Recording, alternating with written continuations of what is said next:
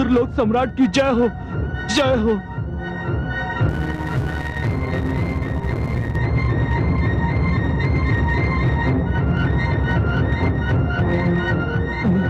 कहाँ छिपाया तूने कायर देवताओं को? महाराज, वे तो ये सुनते ही यहाँ से चले गए कि आप इधर पधार रहे हैं। तो इसका अर्थ ये है कि वो यही थे? हाँ महाराज।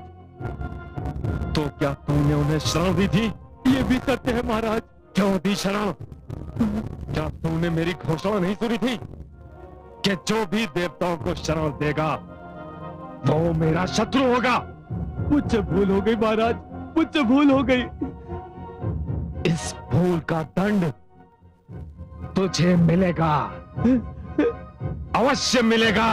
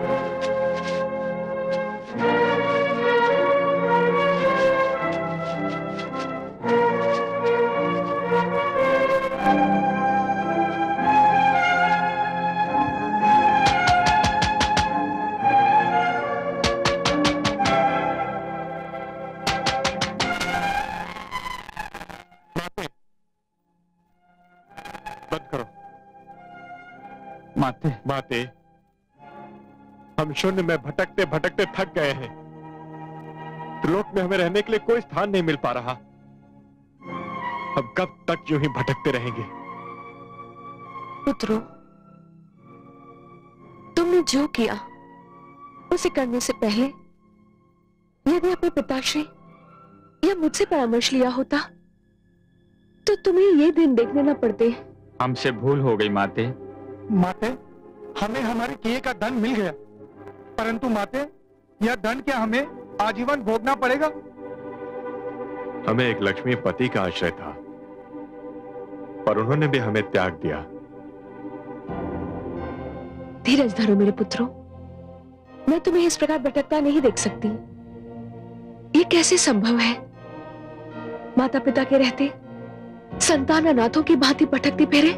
परंतु माते, हमारी परीक्षा तो केवल उसी समय समाप्त हो सकती है जब लक्ष्मीपति हमें क्षमा कर दे, और उन्हें केवल आप मना सकती हैं। मैं उन्हें मनाऊंगी। मैं उनसे कहूंगी कि मेरे पुत्रों को क्षमा कर दें। उन्होंने कभी मुझे एक वचन दिया था, मैं उन्हें उस वचन का स्मरण कराऊंगी।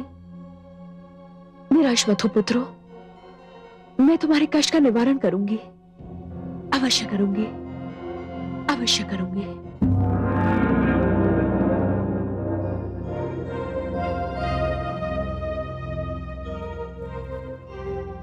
मैं जानती हूँ कमल नयन, इस समय आपके मन में कितनी गहरी उदासी छाई हुई है। उदासी तो आपके नेत्रों से भी झांक रही है महादेवी। क्या करूं?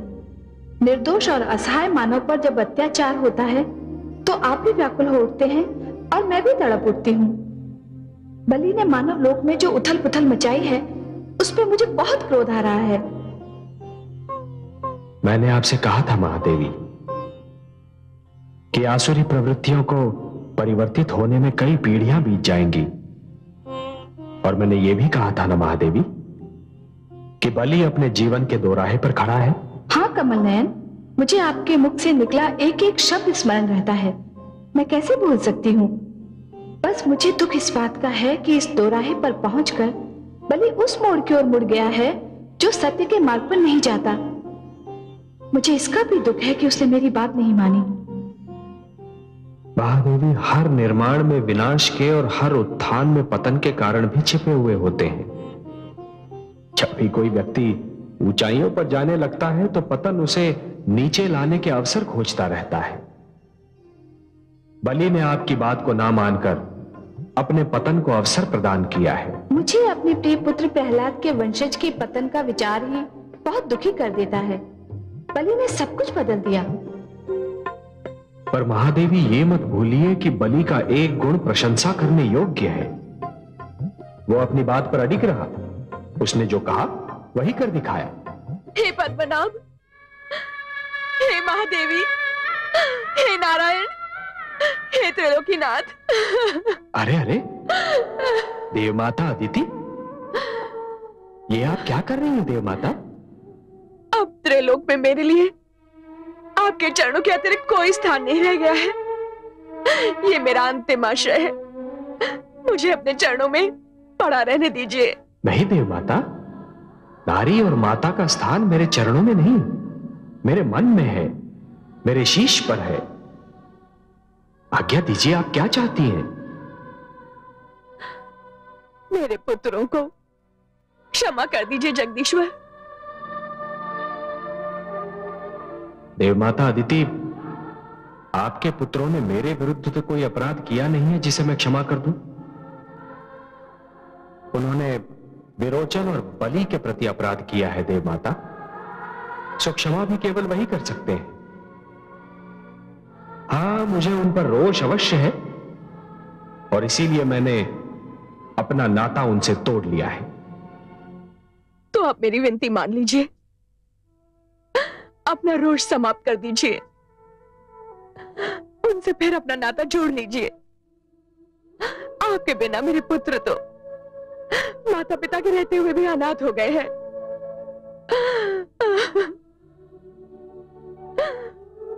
हे महादेवी, आप तो माता है, नारी है। आपसे तो मेरे मन की दशा छिपी नहीं। आप त्रिलोकीनाथ से कहिए कि मेरे पुत्रों को क्षमा कर दें। हे कमल नयन, आप तो स्वयं जानते हैं कि मेरे मन में कितना रोष और दुख है, परंतु मैं एक माता हूं और मुझसे किसी माता के अश्रु देखे नहीं जाते। चाहे जो भी हो, देवतागण हमारा अंश है। हम स्वयं को उनसे दूर तो कर सकते हैं, परंतु अलग नहीं हो सकते। और स्वामी, आपके चरणों में आने वाला यूं भी निराश नहीं लौटता। आप देव माता अदिति को निराश मत कीजिए।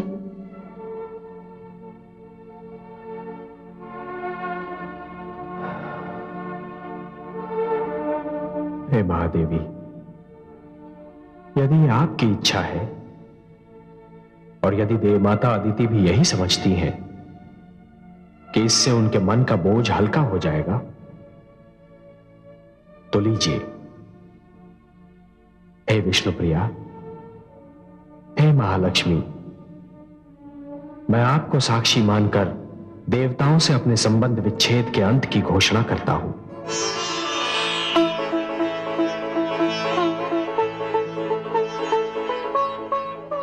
अब तो आप प्रसन्न हैं माता, इसीलिए आप विष्णु लोक आई थी ना? नहीं त्रिलोकीनाथ, ये तो मेरे आने का केवल एक और वो भी छोटा सा कारण था। बड़ा और मुख्य कारण मैंने अभी बताया नहीं।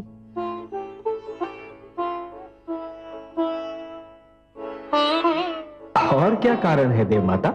मैं आपको कुछ याद दिलाने आई थी सर्वेश्वर। आपको उस दिन का स्मरण है जब मेरे पुत्रों ने माता दिवस मनाकर मुझे सम्मानित किया था? आप और माता भी वहां पधारे थे, याद है माता? हम कुछ नहीं भूले देव माता। उस दिन आप बहुत प्रसन्न थे त्रिलोकीनाथ। मेरे कमल नयन तो ऐसे हैं कि जब कोई संतान अपने माता पिता का आदर करती है तो ये बड़े प्रसन्न हो जाते हैं, और जब कोई संतान अपने माता पिता को दुख देती है तो ये भी दुखी हो जाते हैं। परंतु नारायण, उस दिन तो आप इतने प्रसन्न थे कि आपको अपने अजन्मा होने का दुख हो रहा था, और अब कह उठे थे कि कितना अच्छा होता कि आपका जन्म मेरी जैसी माता के कोख से हुआ होता। हाँ देव माता, मैंने यही कहा था। और फिर आपने वचन दिया था कि कि एक बार मेरे पुत्र बनकर आप मेरी कोख से अवश्य जन्म लेंगे। मैं आपको आपका वही वचन याद दिलाने आई थी सर्वेश्वर।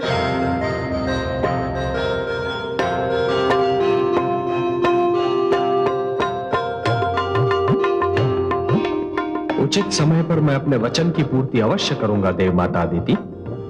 समय आ चुका है पद्मनाभ। पुत्र का जन्म उसकी अपनी इच्छा का फल नहीं, माता पिता की इच्छा और सपनों का फल होता है। मेरी इस इच्छा का एक और भी कारण है। वो क्या? मेरी इच्छा है कि आप मेरे पुत्र बनकर जन्म लें और बलि का वध करें। बलि का वध? हाँ, क्योंकि उसके वध के बिना मेरे पुत्र का उद्धार संभव नहीं। देव माता, बलि ने देवताओं को केवल निष्कासित किया है, उनका वध नहीं किया। और जब उसने किसी का वध नहीं किया तो उसका वध कैसे किया जा सकता है? आप वचनबद्ध है वासुदेव? नहीं देव माता, वचन मैंने केवल आपकी कोख से जन्म लेने का दिया था, सो मैं निभाऊंगा। मैंने बलि का वध करने का वचन आपको कभी नहीं दिया, सो वो कार्य मैं कदापि नहीं कर सकता।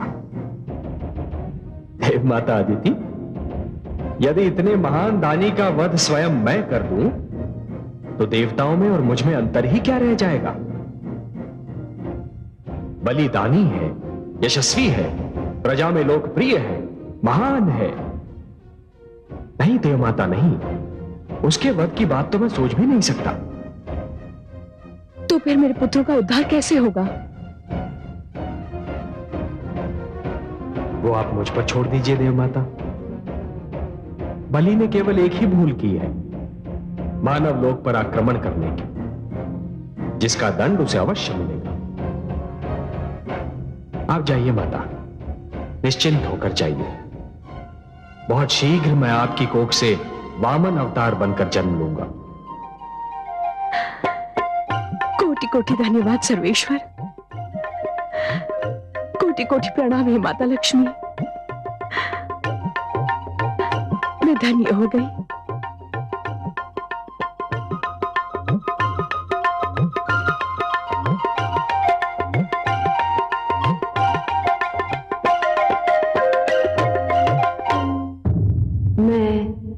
मां हूं, धरती मां। आज मेरे आंगन में मेला लगा है। आकाश गंगा उतर आई है मेरी अंगनाई में। ब्रह्मा, सरस्वती, शिव, पार्वती, इंद्र, रति, समस्त देवता अपने गुरु महान ऋषि बृहस्पति समेत मेरे अतिथि बने हुए हैं। कोई बहुत महान घटना घटने वाली है। किसी बहुत शुभ और सुंदर कथा का प्रारंभ होने वाला है।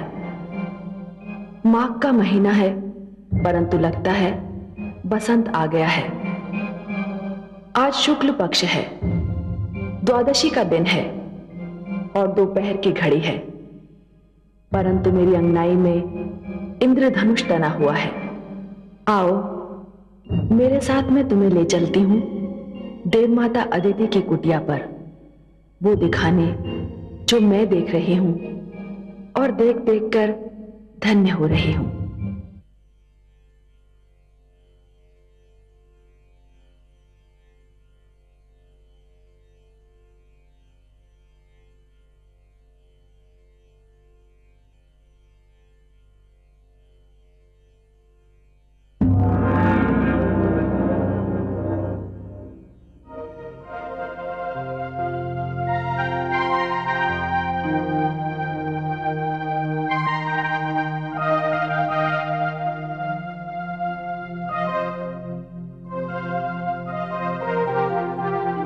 हे सृष्टि के रचयिता, हे आदि प्रजापति, हे ब्रह्मा, आपका देवी सरस्वती का स्वागत है।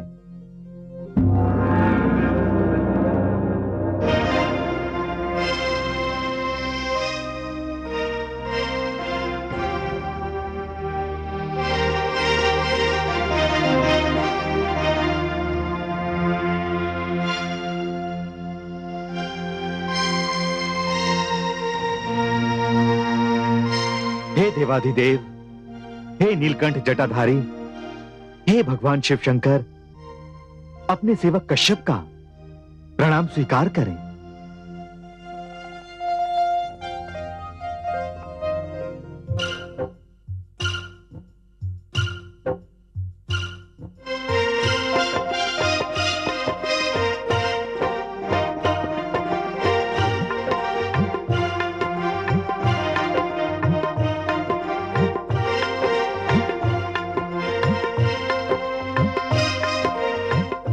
हे गुरुदेव बृहस्पति, आपको कोटि कोटि प्रणाम।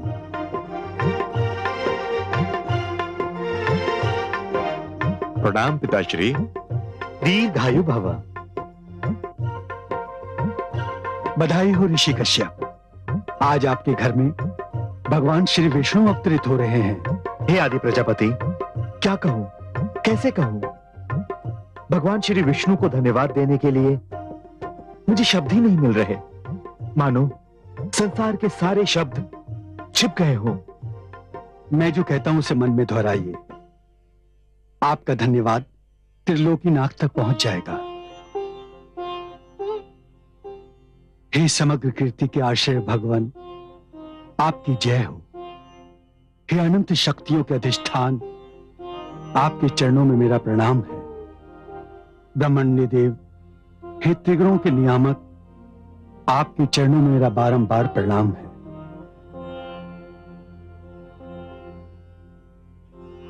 जय रुगाय भगवान मुरुक्रम नमोस्तुते। नमो ब्रह्मण्य देवाय त्रिगुणाय नमो नमः।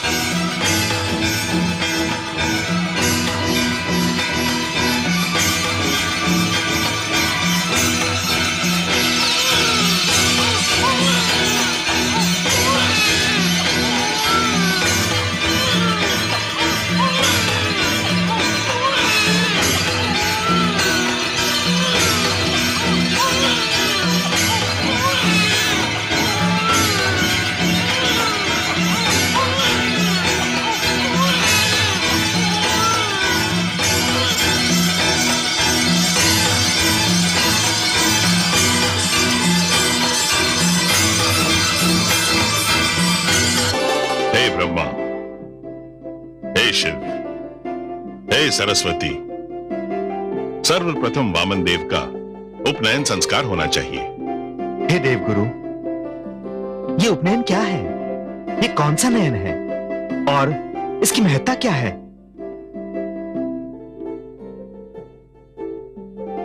इस संस्कार का इससे उत्तम अवसर और क्या हो सकता है कि आप सब यहां उपस्थित हैं। उपनयन में बटे हुए धागे के 6 फेरे सदैव कर्मों के प्रति उत्तरदायित्व का स्मरण कराते हैं। ये स्मरण कराते हैं विद्यार्थी के रूप में ब्रह्मचर्य का पालन, गृहस्थ के रूप में पत्नी तथा परिवार का पालन, एक सामाजिक प्राणी होने के नाते सामाजिक नियमों का पालन, समाज के प्रति अपने उत्तरदायित्व का पालन तथा संन्यास तक क्षमा के समक्ष नियमों का पालन अनिवार्य है। इन नियमों के पालन के लिए भिक्षा भी मांगनी होगी। भिक्षा इस संसार का आवश्यक अंग है। भिक्षा वृत्ति में सबसे कुछ ग्रहण करने की जो इच्छा एवं क्षमता होती है, वो जीवन का प्रारंभ करने वाले के लिए नितांत आवश्यक होती है। धन्यवाद देवगुरु, धन्यवाद। आयुष्मान भव।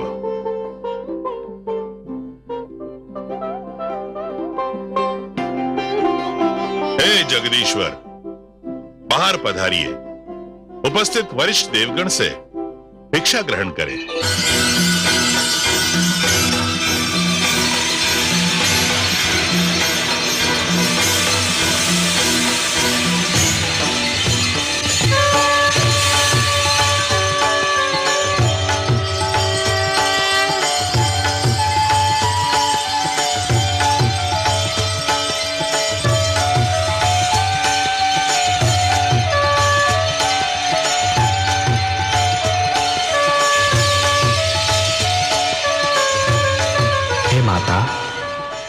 जननी, मेरी वंदना स्वीकार कीजिए। मैंने अपना वचन निभाया है माता। मैं आपके पुत्र के रूप में जन्म ले चुका हूं।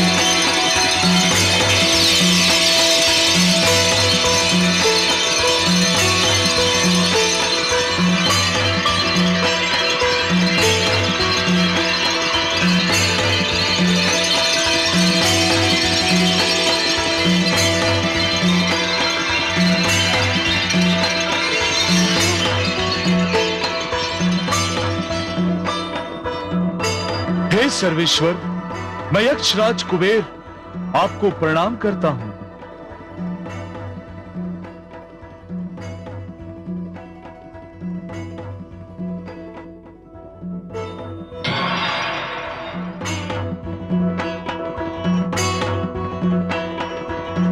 मेरी ओर से भिक्षा पात्र स्वीकार कीजिए।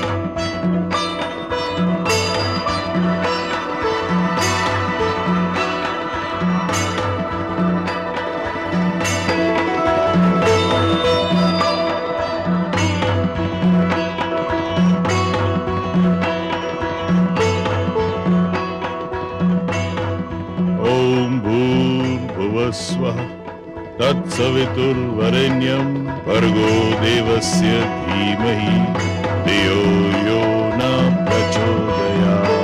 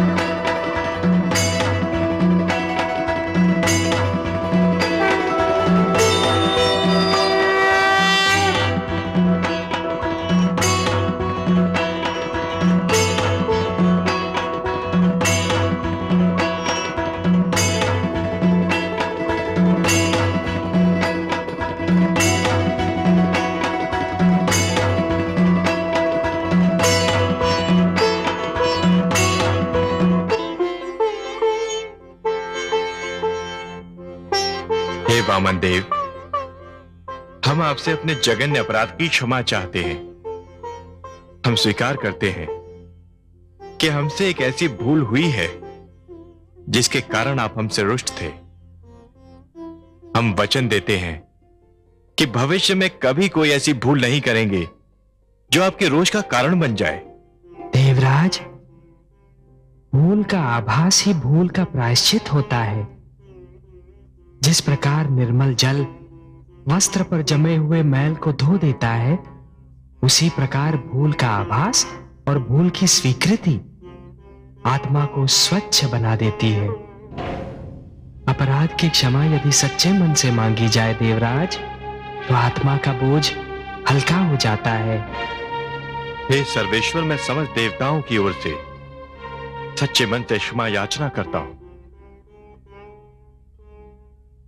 देवराज, आपके अपराध के कारण धरती को युद्ध का कष्ट भोगना पड़ा। निर्दोष मानव की निर्मम हत्या हुई। जीव हत्या सबसे बड़ा पाप है देवराज, जो युद्ध के नाम पर किया जाता है। देवराज, माता अदिति के गर्भ से जन्म लेने के कारण मैं बाप का अनुज हूं।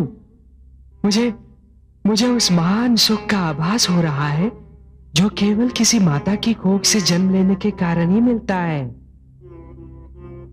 ये महानतम आनंद है सृष्टि का देवराज, ये सृष्टि का महानतम आनंद है। इस आनंद के कारण और आप सबके पश्चाताप के कारण मैं आपको क्षमा प्रदान करता हूं। हे त्रिलोकीनाथ, हे पद्मनाभ, आपको कोटि कोटि धन्यवाद। आपका धरती पर अवतरण संपूर्ण जगत के लिए कल्याणकारी सिद्ध होगा। अब जिस रूप में भी दिखाई दे, वही रूप सुंदर और महान है। आपका यह वामन रूप भी अत्यंत मनोहर है। धन्यवाद देवराज, परंतु इस बार मैं स्वयं धरती पर भिक्षा मांगने आया हूं। भिक्षा मांगने? हाँ देवराज, भिक्षा मांगने, एक भिक्षुक बनकर।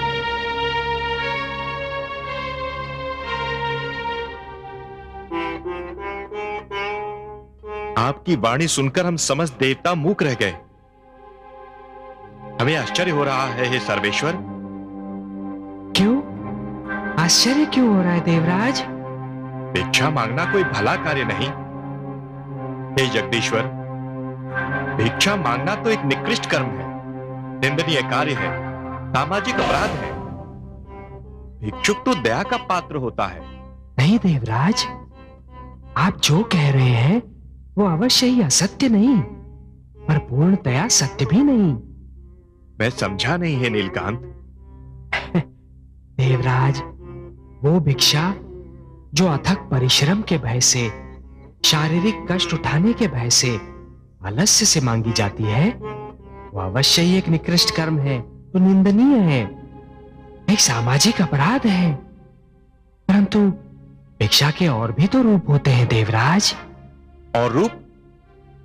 और रूप क्या हो सकते हैं जगदीश्वर?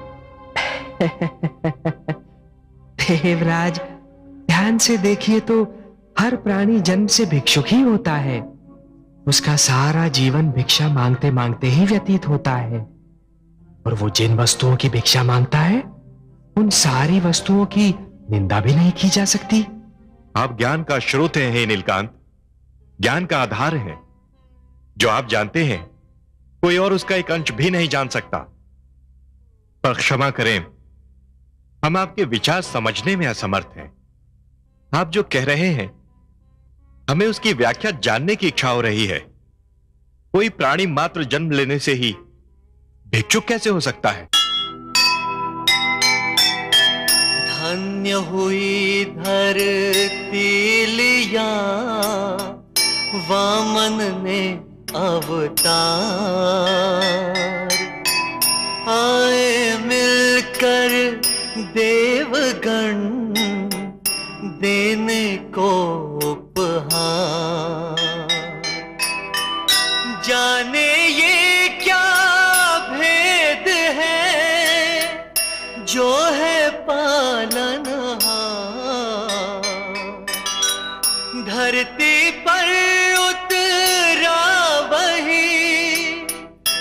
बन कर मांगनहार, बन कर मांगनहार। जो सुनेगा ये पुराण पाएगा सुख और ज्ञान, पाएगा सुख और ज्ञान। कर्म को ही धर्म जान, प्रेम की तू छेड़तान, प्रेम की तू छेड़तान। बीते युग बता रहे हैं, बीते युग बता रहे हैं, सत्य पथ पे चल सुजान।